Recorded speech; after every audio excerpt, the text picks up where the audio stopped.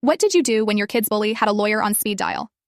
My hands were shaking so bad I could barely hold the custody documents. 3 years of fighting my ex for joint custody, and now the mediator wanted more financial records. I was reaching for my coffee when my phone buzzed. Lily's school. Mom, help me. There. Crash. The phone hit something hard. Tiles, maybe. Then voices, muffled, but close. Hold her still. She's moving too much. Ow! She scratched me. Just cut it already. My daughter's voice came through broken, terrified. Please stop. Please. Lily? Lily?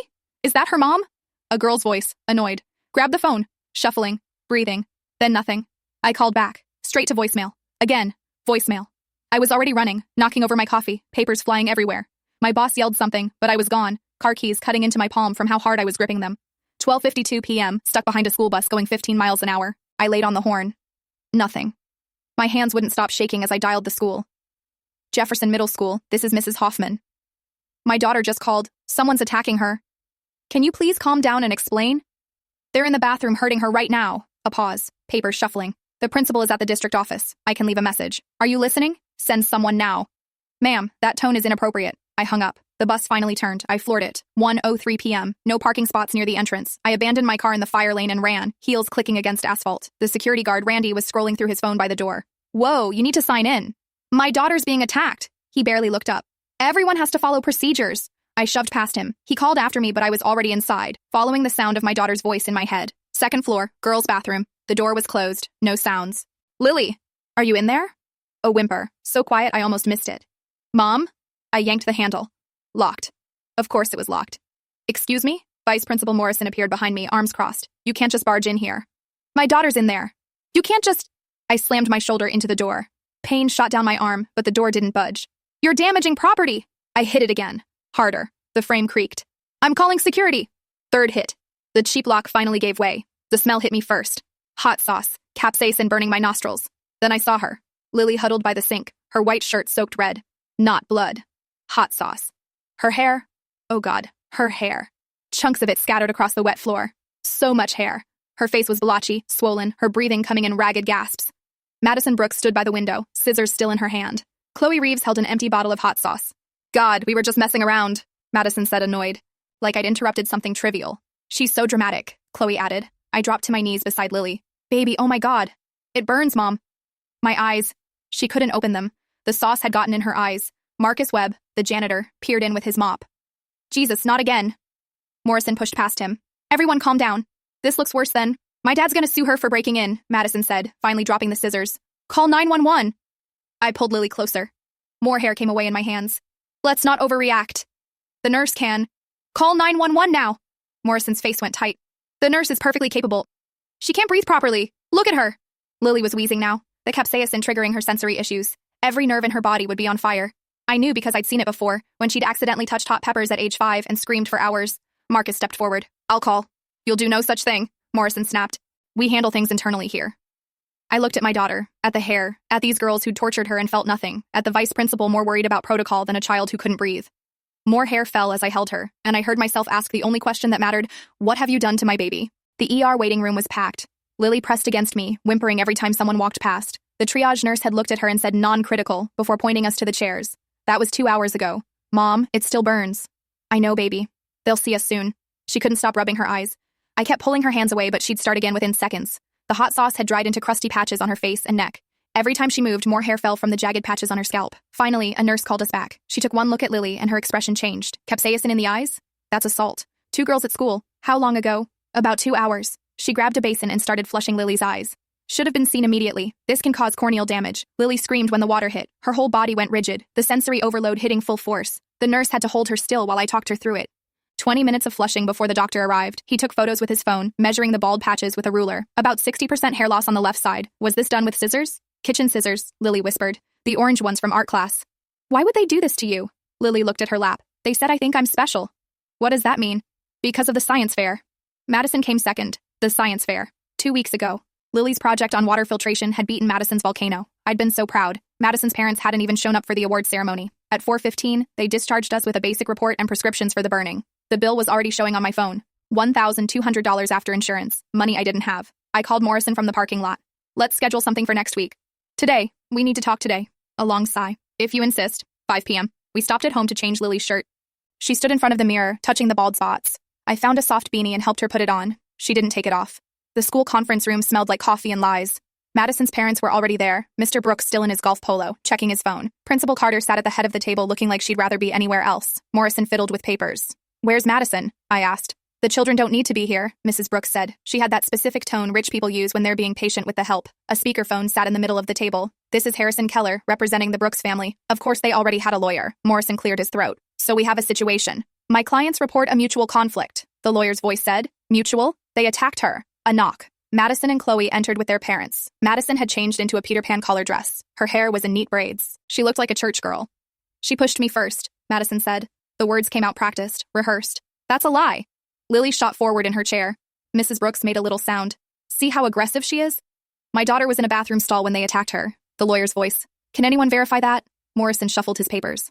"There are no cameras in bathrooms. Privacy laws. And no teachers witnessed it," Principal Carter added. "So it's he said, she said?"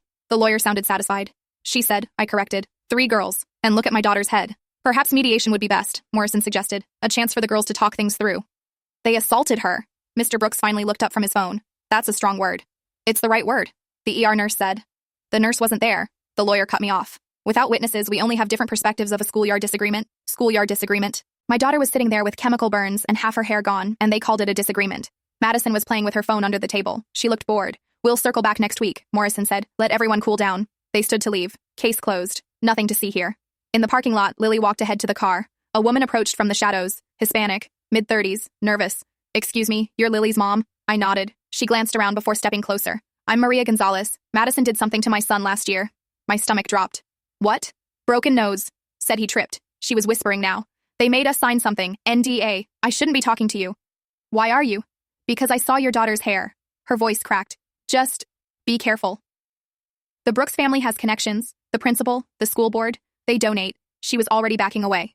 "Wait, can I call you?" "I'm sorry. I can't." She practically ran to her car. I stood there in the empty parking lot, holding Lily's discharge papers. $1,200. A lawyer on retainer. NDAs. How many other kids had they done this to? Lily was already in the car, beanie pulled low, staring out the window. "Mom?" Her voice was small. "Am I going to have to go back there?" I didn't have an answer. Jim's office smelled like leather and disappointment. He didn't even look up from his computer when I walked in. "Heard you had some trouble yesterday." "My daughter was attacked at school." He finally glanced up. "You know Brooks Auto Group is a client?" My stomach tightened. "My daughter was assaulted." Of course. Of course." He held up his hands. "Just handle it delicately." "What does that mean?" "It means we do their fleet leasing, all 47 vehicles." He went back to his screen. "That's all?" I left his office feeling dirty. My phone buzzed. Unknown number. "Let's resolve this privately. Brooks residence, 7 p.m. Come alone. No signature. Didn't need one." Lily didn't want me to go. She'd barely left her room since yesterday, wearing that beanie even to sleep. But I had to see what they wanted. The Brooks lived in Westfield Estates. The gate guard had my name on a list. Their house sprawled across 2 lots, all white columns and perfect landscaping. Mr. Brooks answered the door himself. "Sarah, come in." The foyer was bigger than my living room. He led me to an office that screamed money. Dark wood, leather chairs, photos of him with the mayor. "Kids experiment with boundaries," he said, pouring himself scotch. Didn't offer me any. He pulled an envelope from his desk. "For medical expenses." I didn't touch it. "I'm not here for money." "Everyone's here for money," he said it between us. 5,000 should cover everything. Your daughter tortured mine. That's dramatic." He sipped his drink. "Madison gets passionate sometimes. She's competitive." From upstairs, the sound of video games. Madison, not a care in the world. "We donate a lot to Jefferson," he continued. "New library wing specifically." "Is that supposed to be a threat?" "It's a fact. Principal Carter appreciates our support. The school board too." He leaned back. "I'd hate for this misunderstanding to affect the positive relationship we built." "A misunderstanding? Unless you'd prefer to make it something else." His smile was cold. "Your choice." I stood to leave. The envelope stayed on the table. "Think about Lily," he called after me. "Does she really want to be the girl who caused all this drama?" My phone pinged in the driveway. Email from Morrison. "Mandatory reconciliation meeting Monday, 8 a.m. Saturday morning. Lily still in her room. I sat at the kitchen table with my laptop, searching Madison Brooks Jefferson Middle, PTA newsletter after newsletter. Madison winning Student of the Month, Madison organizing charity drives, Madison on the honor roll, a perfect child. But in the comments, "Congratulations, Madison. Though maybe we should address the bullying reports. Great job. Hope she learned to control her temper since the incident. Wonderful. My daughter is still scared of her though. All deleted within days, but Google cached everything." My phone buzzed. Unknown number again. "Marcus here. Can't talk at school. Highway Diner, exit 42. 1 hour." Marcus was already in a back booth when I arrived, coffee going cold. He had a small notebook. 22 years I've been at that school, he said. I write stuff down. He flipped pages. His handwriting was cramped but clear. October 3rd, cleaned blood from gym locker. Madison B. and Chloe R. seen leaving area. Another page. November 15th, had to repaint bathroom stall. Slurs about Maria Gonzalez's son, page after page, always these two girls. Why don't you report it? He laughed, bitter. To who? Morrison knows. Principal knows. They all know. He closed the notebook. But nothing ever happens. Would you testify? If it came to that. He looked out the window. I got 3 years till retirement. Full pension. Then quieter. But I'm tired of cleaning up after these kids. Monday came too fast. The reconciliation meeting was in the same conference room. Madison and Chloe were there with their parents. A new face, too. Dr. Patricia Ling, district psychologist. I'll be conducting a standard assessment, she explained. Very professional. Not warm, not cold. Just doing her job. Madison kept checking her phone. Chloe whispered something, and they both giggled. Like this was study hall. Let's begin, Dr. Ling said. She had forms. Of course she had forms. Everything was forms and meetings and careful words while my daughter sat there in her beanie, trying to disappear. But Dr. Ling was thorough. I'd give her that. She wrote down everything, every detail, every word. Maybe that would matter. Maybe it wouldn't. But she was writing it down. Dr. Ling adjusted her glasses and pulled out a clipboard. Madison was still smirking, showing Chloe something on her phone. Their parents sat like they were waiting for a dentist appointment. This is a standard post-incident evaluation, Dr. Ling said. Her voice was neutral, clinical. I'll be speaking with each student individually. She started with Lily. Can you describe what happened? Lily's voice came out small. They poured hot sauce on me. Where specifically? My head. My face. In my eyes. What did that feel like? Lily's hands clenched in her lap. Like fire in my eyes. I couldn't breathe. Couldn't see. Everything was burning. Dr. Ling wrote steadily. How long did the burning last? Hours, even after the hospital. It still hurts. More writing. Then she looked up at me. Does Lily have any diagnosed conditions? I hesitated. This felt like a trap somehow. She has sensory issues. What kind of sensory issues? SPD, sensory processing disorder. Is this documented? Yes, since she was 5. The room changed. The lawyer's voice crackled through the speakerphone. What's that? Morrison stopped writing. Mr. Brooks put down his phone. Even Madison looked up. Dr. Ling kept writing. Longer now. More detailed. When was she officially diagnosed? March 2019. Dr. Rebecca Marsh at Children's Hospital. Is she currently under treatment? Occupational therapy twice a month. The lawyer again. Why is this relevant? Dr. Ling didn't look up. Using capsaicin on a student with SPD changes the classification of the incident. Explain. Mr. Brooks's voice was sharp now. For a neurotypical student, hot sauce causes discomfort. For an SPD student, the sensory overload can be overwhelming, debilitating. She finally looked up. It could be considered targeted harassment of a student with disabilities. We didn't know. Madison's voice cracked for the first time. Dr. Ling turned to her. Did you choose hot sauce randomly? Silence. Madison? More silence. Chloe shifted in her seat. Or did you choose it for a specific reason? Chloe blurted out. Madison said it would hurt more. The parents erupted. Mrs. Brooks hissing at Chloe, the lawyer talking over everyone, Morrison trying to restore order. But Dr. Ling just kept writing. The weeks after that meeting blurred together like a fever dream. Forms, so many forms, incident reports, medical documentation requests, appeals when they said the first forms were wrong, new forms when they lost the originals. I missed work for meetings, emergency conferences, follow-ups to the follow-ups. Jim called me in after the 3rd absence. You need to prioritize. My daughter has a situation, I understand, but you have a job. Lily started refusing school. First just Tuesdays, then Mondays too. By the 3rd week, I had to physically walk her to class. The whispers followed her everywhere. Kids would stop talking when she passed. Someone wrote snitch on her locker in Sharpie. When I reported it, the teacher said she hadn't seen anything. But it's right there. In permanent marker. I didn't see who did it. That's not what I'm asking. She walked away. Maria found me in the parking lot after school. She wasn't alone. A thin Asian man stood beside her, nervous. This is Tom Wu. His daughter, Emma. Madison broke her phone last year, Tom said quickly. Stomped on it, said Emma was recording her. Was she? No. Emma was texting her mom. Only 4 families would talk. Maria, Tom, Janet Peters, whose son got hot coffee accidentally spilled on him, and Ashley Kumar, who wouldn't say what happened but showed me her daughter's therapy bills. We should file together, I said. I signed an NDA, Janet said. Me too, Tom added. I can't lose my job, Ashley whispered. So, just me and Maria. And Maria was scared. The district responded to everything with delays, investigating thoroughly, need more documentation, previous records can't be located. Every request took weeks. Every answer led to more questions. Then the Brooks family announced their donation. $50,000 for new library computers. The timing was coincidental, they said. The PTA president started her campaign the next day. Little comments at pickup. Sarah's being difficult.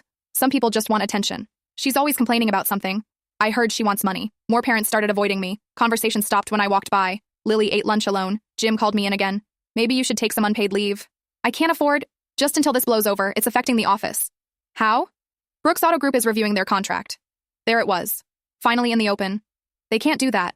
They can do whatever they want. He wouldn't look at me. 2 weeks, unpaid, starting Monday. I knew then. He'd already decided. The 2 weeks would become a month, then a quiet termination. Budget cuts, probably. Or restructuring. They'd find a word that wasn't fired. Lily found me crying in the kitchen that night. Maybe we should stop, she said. Stop what? Fighting them. Maybe if we just stopped. She looked so small, so tired. The beanie never came off now, not even at home. Is that what you want? I want things to go back to normal. But normal was already gone. Had been since the moment those scissors touched her hair. We both knew it. 1 more week, I said. Let's see what the district says. She nodded. We both pretended to believe something would change. I called Channel 7 News from my car. The reporter sounded interested at first. A student attacked with hot sauce at Jefferson Middle, and they cut her hair off. She has sensory processing disorder. The hot sauce was like torture for her. Do you have video? No, it happened in the bathroom. Let me talk to my editor. I'll call you back. She called the next morning. I'm sorry. The story doesn't have legs. What does that mean? Without video evidence, it's your word against theirs. The school disputes your version, says it was a mutual altercation. They cut her hair off. I understand you're upset, but without proof. She paused. Have you tried social media? I spent that night writing a Facebook post, rewrote it 12 times, finally hit publish at 2 a.m. My daughter was attacked in her school bathroom. 2 students poured hot sauce in her eyes and cut off her hair. She has sensory processing disorder. The school is protecting the bullies because their families donate money. Please share. By morning, it had 47 shares. Mostly other moms saying, how awful, and praying for you. But no reporters called, no investigation started, just thoughts and prayers. Lily was getting worse. She wouldn't take the beanie off, not even to shower. I'd hear her crying at night, reliving the burning. I can still feel it, Mom. In my eyes, on my skin. I called every therapist in network, 3-month waitlist minimum. The one who could see her next week wanted $200 per session. No insurance accepted. I booked it anyway, put it on the credit card with the medical bills. Thursday night, Lily showed me her phone. Her hands were shaking. Madison had posted a TikTok. She was dancing in the same bathroom where it happened. Same stall, visible in the background. Caption, where I gave someone a makeover. 400 likes. Comments from classmates. LMAO, I know who. She needed it TBH. Queen shit far. I screenshotted everything. Called the school first thing Friday morning. We've seen the video, Morrison said, but we can't prove it's about Lily. She used scissors and chili pepper emojis. Those could mean anything. She's dancing in the bathroom where she attacked my daughter. It's a public bathroom. Students use it every day. The comments literally reference what happened. We can't control social media, Mrs. Chen. Perhaps it's best if you limit Lily's screen time. I hung up. Lily was watching from the doorway, still in her beanie, still in pajamas at noon. They won't do anything, will they? I couldn't lie anymore. No, baby.